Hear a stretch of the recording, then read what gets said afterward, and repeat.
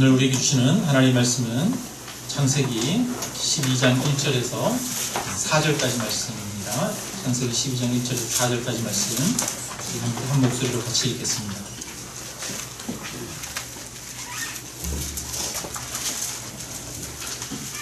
네, 12장 1절부터 4절입니다. 같이 읽습니다. 여호와께서 아브라함에게 이르시되 너는 너의 고향과 친척과 아버지의 집을 떠나 내가 내게 보여줄 땅으로 가라. 내가 너로 큰 민족을 이루고 내게 복을 주어 내 이름을 창대하게 하리니 너는 복이 될지라. 너를 축복하는 자에게는 내가 복을 내리고 너를 저주하는 자에게는 내가 저주하리니 땅의 모든 족속이 너로 말미암아 복을 얻을 것이라 하신지라. 이에 아브라함이 여호와의 말씀을 따라갔고 롯도 그와 함께 갔으며 아브라함이 하란을 떠날 때 75세였더라. 아멘. 네. 여러분 한 주간 동안 잘 지내셨습니까? 날씨가 좀 쌀쌀해지는 것 같아요. 네, 감기 안 걸리게 조심하시고요. 여러분 하나님께서 오늘 저와 여러분을 불러주셨습니다. 네, 우리가 나온 것 같지만 하나님께서 부르신 줄로 믿습니다. 하나님께서 우리를 부르신 데에는 이유가 있습니다. 목적이 있습니다. 오늘 성경에 보니까 아브라함을 부르신 목적에 대해서 이야기합니다. 내가 너로 큰 민족을 이루고 내게 복을 주어 내 이름을 창대하게 하리니 너는 복이 될지라. 이렇게 말합니다. 아브라함을 부르신 이유가 아브라함을 복되게 하기 위해서, 아브라함에게 복을 주기 위해서 부르셨다고 말씀합니다. 마찬가지로 하나님께서 저와 여러분을 부르신 이유는 하나님께서 저와 여러분을 축복하기 위해서, 복을 주기 위해서 부르신 줄로 믿습니다. 그러므로 여러분 우리야말로 가장 복된 사람입니다. 왜냐하면 우리는 사람이 주는 복을 누리는 것이 아니라 하나님이 주시는 복, 천지를 지으신 그 전능하신 하나님의 복을 누리는 자들이기 때문인 줄로 믿습니다. 여러분 내가 가장 복받은 사람인 것을 믿습니까? 네, 우리는 가장 복받은 사람입니다. 3절에 보니까 너를 축복하는 자에게는 내가 복을 내리고 너를 저주하는 자에게는 내가 저주하리니 땅의 모든 족속이 너로 말미암아 복을 얻을 것이라. 이렇게 말합니다. 하나님께서 우리를 축복하는 자에게 축복하고 우리를 저주하는 자에게 저주하는 하나님이 함께 하시는 그 복을 우리에게 주신다고 말씀하셨습니다. 오늘도 하나님은 저와 여러분 삶 가운데 함께 하시고 동행하고 계십니다. 그런데 하나님이 너로 말미암아 천하 만민이, 천하 모든 민족이 복을 얻으리라. 이렇게 말씀하고 계십니다. 그러니까 하나님께서 아브라함을 부르신 이유는 야 아브라함아 너만 복을 많이 받아 누리면 돼. 너만 잘 되면 돼. 그래서 부른 것이 아니라는 거예요. 여러분 우리는 우리 자녀들에게 뭐라고 말합니까? 네가 잘 돼야 돼. 너만 잘 되면 돼. 이러지만 하나님은 우리를 향해서 너만 잘 되면 돼. 그러시지 않아요. 여러분 하나님이 우리를 왜 부르셨다고요? 우리만 잘 되게 하기 위해서 부르신 것이 아니라 우리를 통해서 누가 복되게 하기 위해서? 세상 모든 사람들이 복을 받도록 하기 위해서 부르셨습니다. 그래서 우리는 세상에 복이 되는 존재입니다. 그리스도인들이 많은 곳이 축복된 장소예요. 여러분 우리는 세상에 복인 줄로 믿습니다. 하나님이 이 이스라엘 백성들을 복으로 삼으셨어요. 아브라함을 세상의 복으로 삼으셨어요. 그 세상의 복으로 삼는 방법 중에 하나가 뭐냐면 창세기 18장 19절에 나오는데요. 내가 그로 그 자식과 건속에게 명하여 여호와의 도를 지켜 의와 공도를 행하게 하려고 그를 택하였나니 이는 나 여호와가 아브라함에 대하여 말한 일을 이루려 함이니라. 이렇게 말해요. 이스라엘 백성들을 부르신 이유가 이스라엘 백성들을 통해서 의와 공도를 행하게 하기 위해서, 지난주에 말씀드렸죠. 공평과 정의를 이루게 하기 위해서. 그래서 하나님의 율법이 하나님이 다스리는 공동체를 이룸으로써 다른 공동체에, 다른 세상에 모델이 되도록 하기 위해서 부르셨다는 겁니다. 여러분 모델이라고 하는 게 참 중요하죠. 우리나라가 사회복지제도나 이런 것들을 시행할 때 그냥 시행하는 게 아니라 다른 나라들은 어떻게 하고 있나 이런 것들을 다 조사를 합니다. 그걸 모델링이라고 하죠. 다른 나라들은 어떻게 하고 있는지 조사를 한 다음에 우리나라는 어떻게 하는 게 좋을지 결정해서 그렇게 실행을 하죠. 그래서 어떤 모델을 가지고 있느냐가 참 중요합니다. 우리 자녀들은 성장할 때 누구를 모델로 하면서 자랍니까? 바로 부모님을 모델로 하면서 자라죠.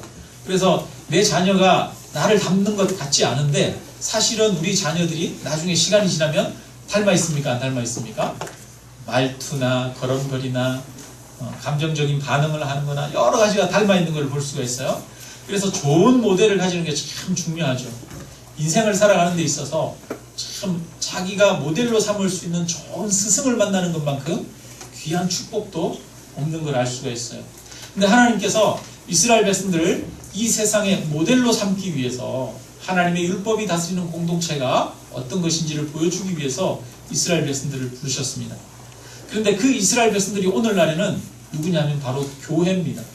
교회는 세상의 모델이 되어야 하는 곳입니다. 초대교회 시절에 교회는 세상의 모델이 되었습니다. 세상에는 귀족이 있고 왕이 있고 또 노예가 있고 이렇게 신분의 차별이 있고 뿐만 아니라 남자와 여자의 차별이 있고 또 여러 종족에 따라 민족에 따라 서로의 차별이 있었지만 교회 안에 가면 그런 모든 차별이 없었어요. 교회 안에는 남자나 여자나 종이나 자유인이나 유대인이나 헬라인이나 모든 사람들이 그리스도인 안에서 한 형제 자매가 되었습니다. 그것을 보고 세상이 놀랐어요. 아니 이런 세상도 있구나. 이런 공동체도 있구나. 이렇게 살아갈 수도 있구나. 세상 사람들이 놀라서 교회를 보면서 교회에 오게 되어진 것이죠. 그처럼 세상은 세상에 없는 것이 교회에는 있어야 될 줄로 믿습니다. 그래서 교회는 세상의 모델이 되어야 하는 것이죠. 그런 면에서 우리가 많이 노력해야 할 부분이 있는 것 같습니다. 바라기는 우리 교회가 정말 하나님의 이름으로 세상에 모델이 되어지는 그런 아름다운 공동체가 되어지기를 주님의 이름으로 축원합니다. 둘째로 하나님이 이 아브라함을 세상의 복을 삼으시는 방법은 바로 예수님을 통해서였습니다. 하나님께서는 이 예수님을 갑자기 하늘에서 뚝 떨어지도록 이 세상에 오게 하지 않으셨어요. 만약에 갑자기 예수님이 하늘에서 뚝 떨어졌다면 사람들이 이 예수님을 믿지 않았을 겁니다. 하나님의 아들로 메시아로 받아들이지 않았을 거예요. 하나님은 먼저 아브라함이라고 하는 사람을 선택하십니다. 그리고 아브라함이 한 민족을 이루게 하십니다. 그리고 이 민족을 통해서 하나님이 예언의 말씀을 주십니다. 그래서 앞으로 세상을 구원할 구원자가 오실 것이라는 것을 보여주십니다. 하나님의 뜻이 무엇인지를 가르쳐 주십니다. 그리고 수천 년 동안 이 역사를 통해서 예언되었던 그 사람이 오게 하시는 거죠. 그분이 바로 예수 그리스도이십니다.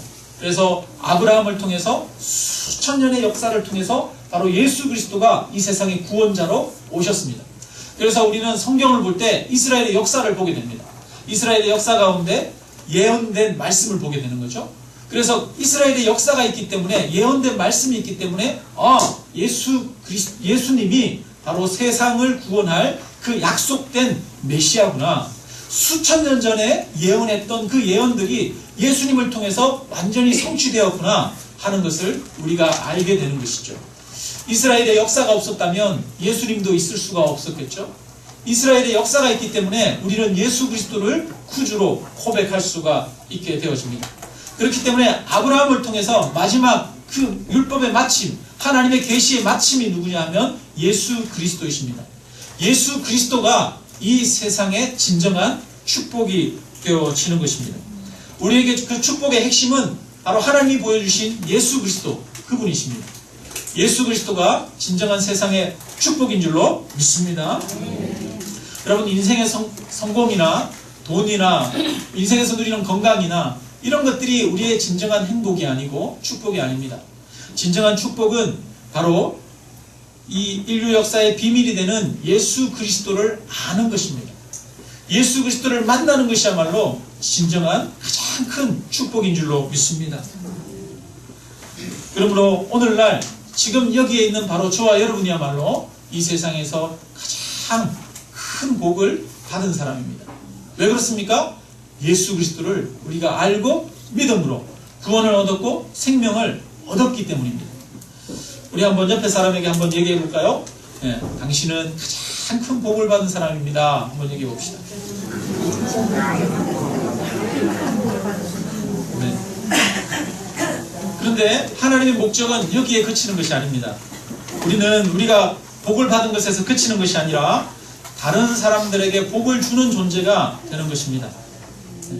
세상에 복을 나누어 주는 사람으로 우리를 하나님께서 삼으셨습니다. 아브라함을 보면 아브라함은 복을 나누어 주는 사람이었습니다. 아브라함이 하나님으로부터 부름받았을 때 그는 조카 롯과 함께 했어요. 조카 롯과 함께 했었는데 이 조카 롯도 양떼를 키우고 아브라함도 양떼를 키우는데 이 양이 너무 많아진 거예요. 그래가지고 그들이 있는 땅이 너무 부족합니다. 그래서 롯에게 말합니다. 야, 우리가 땅이 너무 좁으니 우리가 조금 서로가 떨어져야겠다.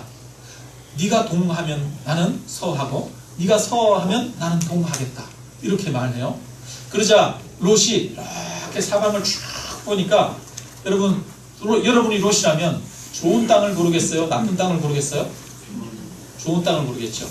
롯이 쭉 돌아보니까 어디가 양떼를 치기 좋으냐 하면 요단 동편 쪽에 소돔과 고모라가 있는 땅을 보니까 물이 넉넉하고 여호와의 동산 같더라 이렇게 말해요. 그게 보니까 딱 양떼를 키우기 너무너무 좋아요. 그래서 이 롯은 저는 동하겠습니다 이러면서 동쪽으로 갔어요.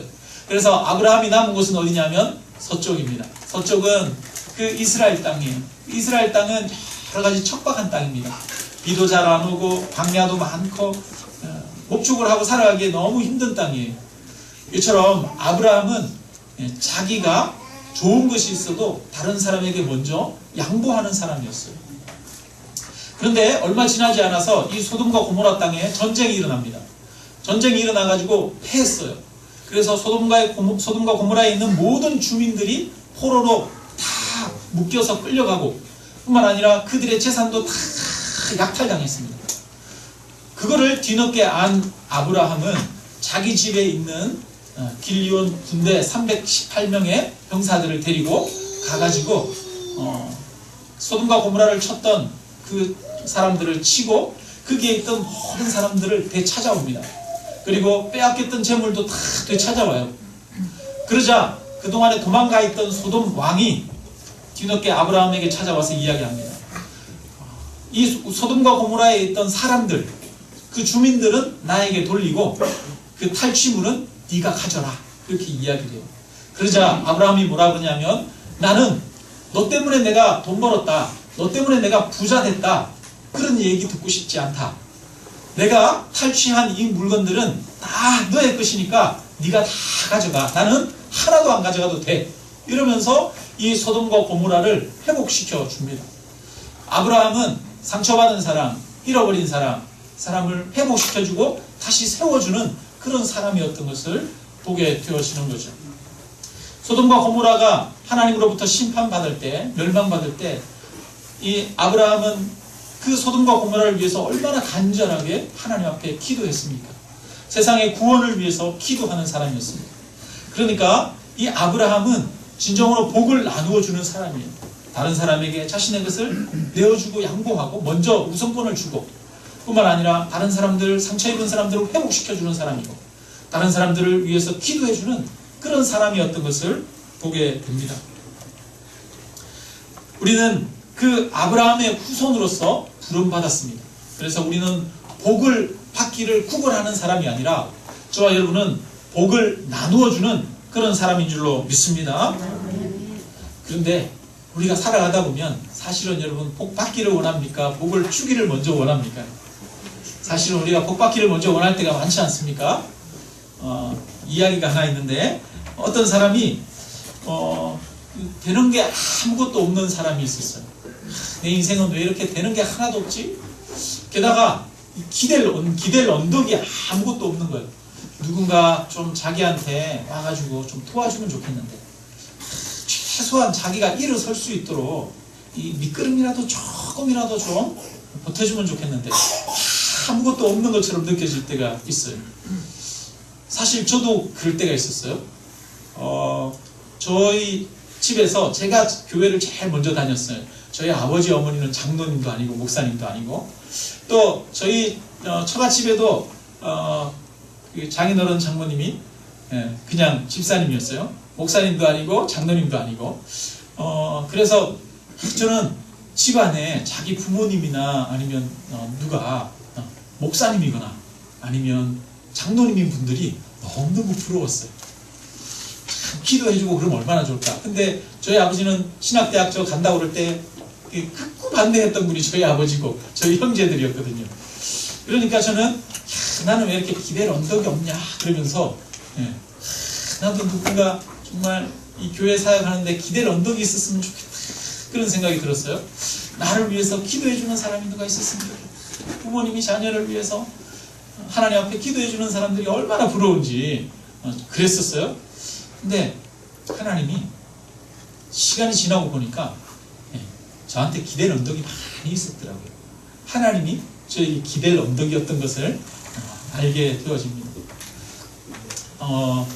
어쨌든 이 사람이 나는 왜 이렇게 되는 게 없냐, 나는 기댈 언덕이 없냐 이러면서 누가 나한테 와서 좀 도와줬으면 좋겠다 이러면서 길을 걸어가고 있었어요. 근데 저 앞에서 황금 마차가 오고 있는 거예요.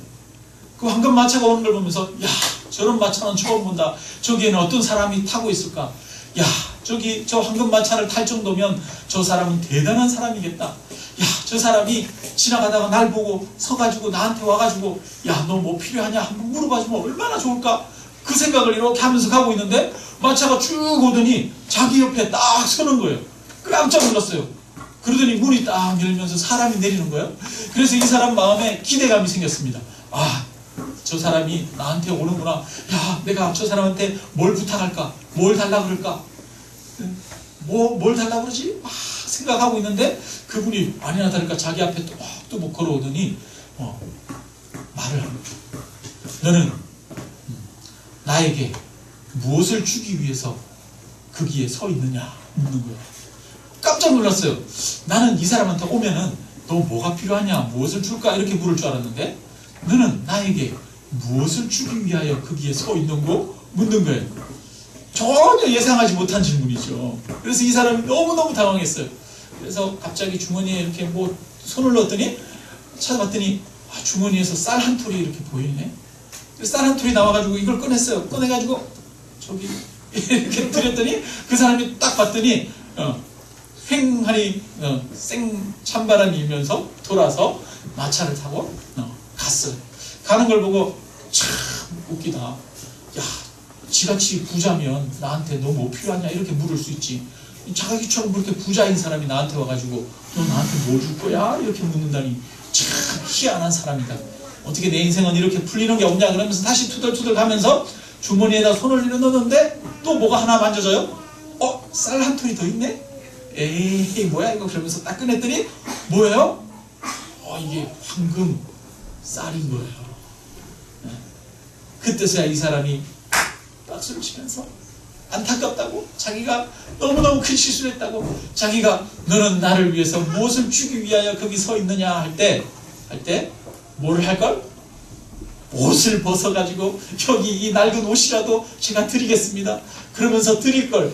그랬으면 이게 황금이 됐을 텐데 그랬다는 거예요. 여러분, 우리는 무의식 중에 받을 걸 먼저 생각합니까? 줄 거를 먼저 생각합니까? 사람들을 만날 때 줄 거를 생각하신다는 분들도 계시네요. 감사합니다. 근데 대부분 사람들이 받을 걸 먼저 생각하잖아요. 그죠? 네. 근데 우리가 오늘 예배에 왔습니다. 이 예배에 올 때 여러분 어떤 마음으로 오셨습니까? 예배에 올 때 내가 하나님으로부터 은혜를 받아야지 이런 마음으로 오셨습니까? 아니면 내가 하나님을 높여야지, 하나님을 찬양해야지, 하나님께 영광을 드려야지 이런 마음으로 오셨습니까? 여러분, 우리가 예배 드리는 이유는 우리가 하나님을 찬양하기 위해서인 줄로 믿습니다. 우리가 받기 위해서 예배 드리는 것이 아니라 하나님의 이름을 높이기 위해서 드리는 겁니다. 우리의 마음을 드리고 우리가 우리의 입술을 드리고 우리의 몸을 하나님 앞에 드리는 거죠. 우리가 하나님 앞에 드릴 때 하나님은 예배 가운데 우리의 심령 가운데 역사하시는 분이신 줄로 믿습니다. 그래서 우리가 하나님 앞에 무엇을 주실까를 구하기 전에 내가 내 마음을 들여 하나님을 찬양할 수 있는 그런 마음을 가지기를 주님의 이름으로 축원합니다. 근데 사람은 먼저 내가 드리는 것보다 먼저 받는 것을 먼저 생각하는 게 사람이에요. 한 사람이 이렇게 옛날에 자전거가 굉장히 귀하던 시절에 자전거를 밖에서 이렇게 닦고 있었어요. 반짝반짝 윤이 나게 닦고 있는데 자전거가 귀하던 시절이니까 한 꼬마가 지나가면서 이렇게 이렇게 자전거를 보는 거예요.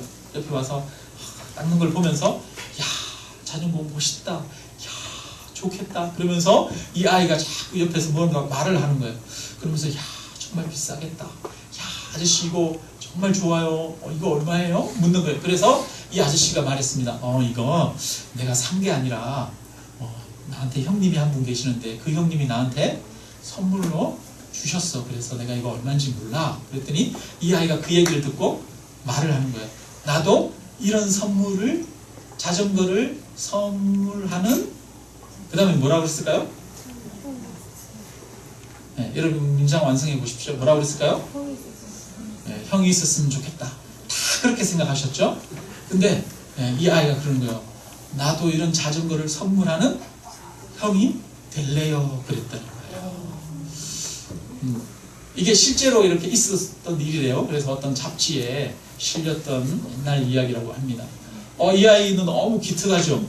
대부분의 사람들이 나도 그런 걸 보면서 야, 나도 이런 자전거 주는 형이 있었으면 좋겠다. 다 이렇게 생각하는데 야, 나도 이런 자전거를 주는 사람이 되고 싶다. 이런 생각을 한 거예요. 어떻게 꼬마가 그런 생각을 했을까? 진짜인지 모르겠어요. 네. 우리가 지금 문장 완성하게 했을 때 우리는 알게 모르게 다 나도 그런 자전거 주는 형이 있었으면 좋겠다 이렇게 생각했어요. 이미 우리는 뭐를 먼저 생각하고 있어요? 주는 것보다 먼저 받는 걸 먼저 우리는 생각하고 있더라는 겁니다. 그런데 이 예수님의 제자들도 그랬어요. 예수님의 제자들도 예수님은 이제 십자가에 죽으러 가시는데 예수님의 그 제자들의 어머니, 세베대의 아들들의 어머니, 야고보와 요한의 어머니가 와가지고 예수님한테 말합니다. 예수님, 당신의 나라에 임하실 때 야고보는 왼쪽에, 요한은 오른쪽에 서게 해주십시오. 이렇게 이야기를 하는 거예요. 이 말은 무슨 말이냐 하면 높은 자리, 예수님이 왕이 되시거든. 높은 자리 주십시오. 한 자리 주십시오. 이 얘기예요. 그 얘기를 제자들이 듣고 나가지고 난리가 난 거예요. 아니 어떻게 이럴 수가 있지? 그러면서 서로가 누가 오른쪽에 앉고 누가 왼쪽에 앉느냐, 누가 높은 자리에 앉느냐, 이 문제를 가지고 서로 막 다투고 싸우는 거예요. 그때 예수님이 말씀하십니다. 너희 중에 누구든지 크고자 하는 자는 너희를 섬기는 자가 되고, 너희 중에 누구든지 으뜸이 되고자 하는 자는 너희의 종이 되어야 하리라. 인자가 온 것은 섬김을 받으려 함이 아니라 도리어 섬기려 하고 자기 목숨을 많은 사람의 대속물로 주려 함이니라. 이렇게 말씀하셨어요. 여기서 예수님이 이 땅에 오신 목적에 대해서 이야기합니다. 예수님이 이 땅에 오신 목적은 섬김을 받으려 함이 아니라고 말씀하셔요. 예수님이 이 땅에 오신 목적은 섬기기 위해서 오셨다는 거예요. 뿐만 아니라 예수님은 나를 대속물로 주기 위해서 왔다는 겁니다. 예수님이 이 땅에 오신 목적은 십자가에서 자신을 내어주기 위해서 오셨습니다. 우리를 위해서 죽으시기 위해서 오신 거죠. 그것이 예수님이 이 땅에 오신 목적입니다. 그런데 우리는 그 예수님이 우리에게 주신 그 생명을 받은 자가 되었습니다. 저와 여러분은 예수님은 저와 여러분을 위해서 자기의 생명을 대속물로 내어주셨습니다. 우리는 말로 표현할 수 없는 어마어마한 큰 것을 받았습니다. 저와 여러분은 하나님으로부터 이미 많은 선물을 받은 줄로 믿습니다. 예수님의 생명을 대속물로 받은 줄로 믿습니다. 제가 아는 한 분 중에 이 간경화로 인해서 이제 사형 선고를 병원으로부터 받고 이제 마지막을 준비하는 분이 계셨어요. 간이식 외에는 다른 방법이 없었는데 마침 간이식을 할 수 있게 됐어요. 근데 이 간이식을 해준 사람은 뭐 아는 사람이 아니라 어떤 사고로 인해서 갑작스럽게 돌아가시게 된 분이었어요. 그래서 그분은 죽고 그분의 간을 기증받아서 이식을 받아서 이분이 살게 되었어요. 근데 이분이 이제 그렇게 그 간이식을 받아 새 생명을 얻었는데 새 생명을 얻고 나가지고 이 사람이 어떤 생각을 했을까요? 이 사람이 그 사람이 죽고 내가 그 사람으로 인해서 새로 살았으니까 이제 나는 다시 새 생명을 얻었고 거저 시간들을 얻게 되었으니까 내가 그냥 살아서는 안 되겠다.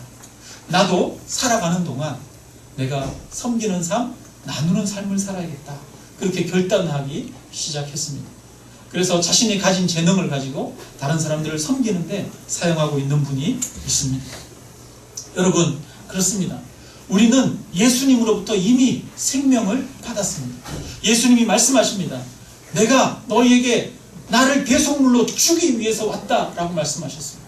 예수님은 십자가에서 이미 저와 여러분을 위해서 생명을 주셨습니다. 자신을 주셨습니다. 우리는 그 예수님을 받은 자가 되었습니다. 여러분, 예수님을 받은 자는 어떤 변화가 일어날까요? 예수님을 받은 자는 삶이 변화됩니다. 간이식을 받은 사람이 삶이 변화되는 것처럼 예수님을 받은 사람도 변화되기 시작하는 거죠. 받는 삶에서 주는 삶으로 변화되기 시작합니다. 여러분, 원래 우리 그 바울 사도는 예수 믿는 사람 잡아서 죽이는 사람이었어요. 그런데 그 사람이 예수님을 만나게 됐습니다. 예수님을 믿게 됐습니다. 그리고 나서 그가 데살로니가 서에 보면 이야기를 합니다. 우리가 이같이 너희를 사모하여 하나님의 복음뿐 아니라 우리의 목숨까지도 너희에게 주기를 기뻐함은 너희가 우리의 사랑하는 자 됨이라. 이렇게 말합니다. 예수님의 사랑을 받았던 바울은 우리가 데살로니가 교회를 위해서 나의 목숨을 주겠다 이렇게 이야기합니다. 예수님의 사랑을 받은 자는 주는 자가 되어지는 것이죠. 사도행전 2장 30절에 보면 에베소 교회 장로들을 모아놓고 마지막 헤어지면서 부탁을 한 가지 하는데 이렇게 말합니다. 범사에 여러분에게 모본을 보여준 바와 같이 수고하여 약한 사람들을 돕고 또 주 예수께서 친히 말씀하신 바 주는 것이 받는 것보다 복이 있다 하심을 기억하여야 할지니라. 이렇게 말씀했어요. 여러분, 바울은 주는 사람이 됐어요. 하나님이 저와 여러분을 부르신 이유도 주는 사람이 되도록 하기 위해서 부르신 줄로 믿습니다. 그래서 진정으로 주는 사람이 복된 사람입니다. 여러분, 에덴 동산을 보면 에덴 동산에는 거기에 샘의 근원이 있었죠. 물 근원이 있습니다. 에덴 동산에서는 물 근원이 있어서 거기에서 샘이 나오는데 그 샘이 흘러서 4개의 강이 되어서 흘러갑니다. 뿐만 아니라 에스겔서에 보면 에스겔이 환상을 보는데 성전 문지방 밑에서 물이 흘러나옵니다. 그리고 그 물이 흘러서 강까지 닿고 바다까지 닿습니다. 그리고 그 물이 닿는 곳마다 살아나는 역사가 있는 것이죠. 여러분, 에덴에는 어떤 역사가 있느냐면 에덴은 뭔가를 자꾸 흡수하고 받아들이는 게 아니라 에덴은 거기 안에서 흘러나와서 주변으로 흘러가는 곳입니다. 에덴은 나누어 줄 때 그것이 바로 에덴이 되어지는 줄로 믿습니다. 세상에 많은 사람들은 재물을 쌓아놓는 것을 복되다고 합니다. 그러나 성경은 그렇게 말씀하지 않습니다. 재물을 쌓아두는 것이 복된 자가 아니라 재물을 많이 가지는 자가 복된 것이 아니라 자기의 재물을 나누어 주는 자가 복되다라고 이야기합니다. 다른 사람에게 주는 자가 복된 것이죠. 그러므로 저와 여러분은 주는 자가 되기를 주님의 이름으로 축원합니다. 섬기는 자가 큰 자라고 말합니다. 섬기는 자가 되기를 주님의 이름으로 축원합니다. 하나님의 사랑을 받은 자는 섬기는 자가 되고 주는 자가 되어지는 것입니다.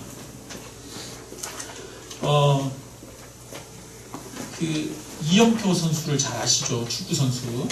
이영표 선수가 보면 기독교인인데 굉장히 좀 뭐랄까 멋있는 그런 기독교인이잖아요. 축구도 잘하는데 신앙생활도 잘하는 그런 기독교인인데 어제 저녁에 이렇게 듣다 보니까 극동방송을 듣는데 이영표 선수가 나와서 극동방송에서 인터뷰를 하더라고요.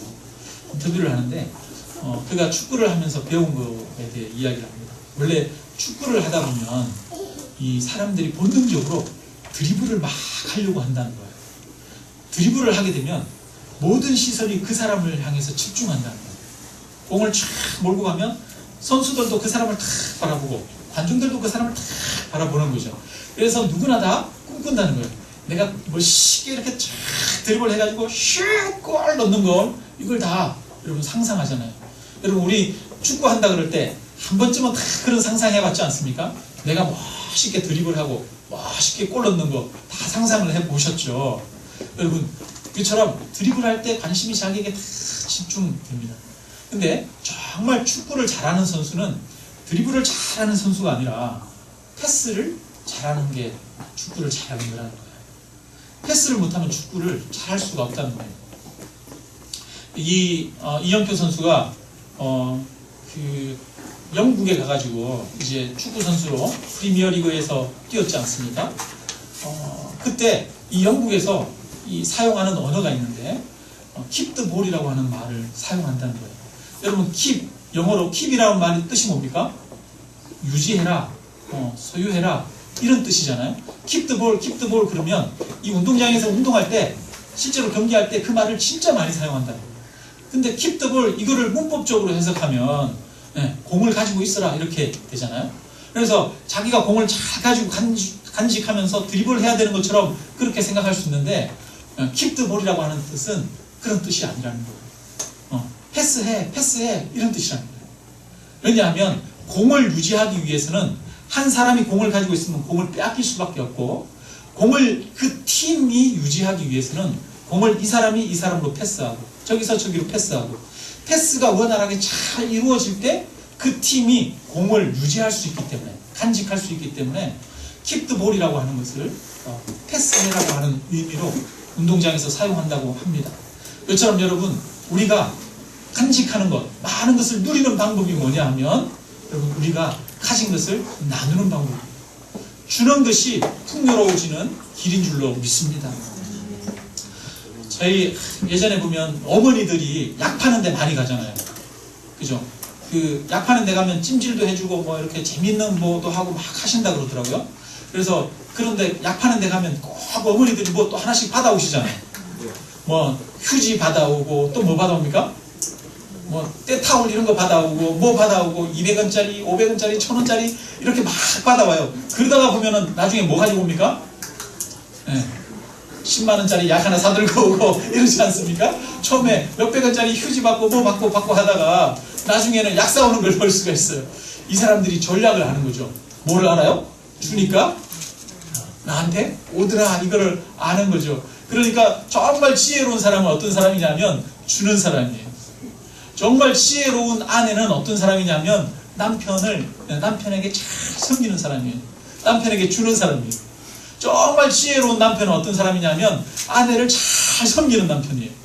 왜냐하면 자기가 먼저 줄 때 내가 받기 때문이에요. 내가 주지 않으면 나에게 오지 않아요. 내가 줘야 오는 거예요.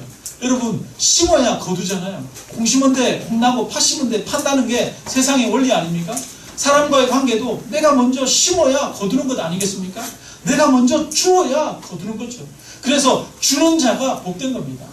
그건 세상의 원리이기도 합니다. 여러분 그러므로 바라기는 우리가 무엇을 줄까 무엇을 뿌릴까를 고민하는 그런 사람이 되기를 원합니다. 왜냐하면 하나님이 우리를 사랑하셔서 우리에게 예수 그리스도를 선물로 주셨기 때문입니다. 예수 그리스도를 받은 자는 그 마음 안에 주님이 주신 그 기쁨으로 세상을 섬기게 되어지는 줄로 믿습니다. 그리고 이렇게 우리가 내게 주어진 것을 나눌 때 정말 오히려 하나님은 더 풍성하게 하시고 나로 하여금 더 크게 하시는 분이신 줄로 믿습니다. 하나님은 아브라함을 부르셨어요. 아브라함을 부르셔서 내가 너로 하여금 복이 되게 하겠다. 너는 복이 될지라 이렇게 말했습니다. 여러분 그리스도인은 복이 되는 사람입니다. 내가 복받는 사람이 아니라 세상을 복되게 하는 존재입니다. 세상을 섬김으로 세상에 우리의 것을 줌으로 나눔으로 복되게 하는 존재인 줄로 믿습니다. 우리에게 주신 것들 우리가 가진 것들 먼저 예수 그리스도를 우리가 나누고 뿐만 아니라 우리에게 주신 재능과 우리에게 주신 물질을 나눌 수 있는 그래서 정말 많은 것들을 뿌림으로 또한 많은 것들을 거둘 수 있는 그런 하나님의 복이 우리에게 있기를 주님의 이름으로 축원합니다. 우리 함께 찬양 드리겠습니다. 찬양 드리고 함께 기도합니다.